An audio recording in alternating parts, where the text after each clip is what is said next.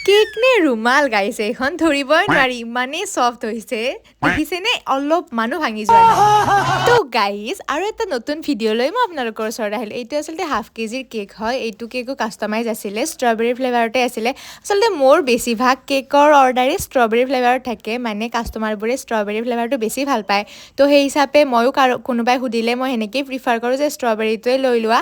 তো মই এনেকেই ধুনীয়াকৈ দুটা কেকৰ অৰ্ডাৰ আছিলে হাফ কেজি এটা কাষ্টমাইজ আছিলে এটা মোৰ হিচাপত বনাব দিছিলে সেই দুটা কমপ্লিট কৰিলোঁ এইটো কমপ্লিট হোৱাৰ পিছত আপোনালোকে ফাইনেল লুকটো চাই কেনেকুৱা লাগিছে জনাব ভিডিঅ'বোৰৰ মাজতে ইহঁতে ধেমালি কৰি থাকে আপোনালোকে বেয়া নাপাব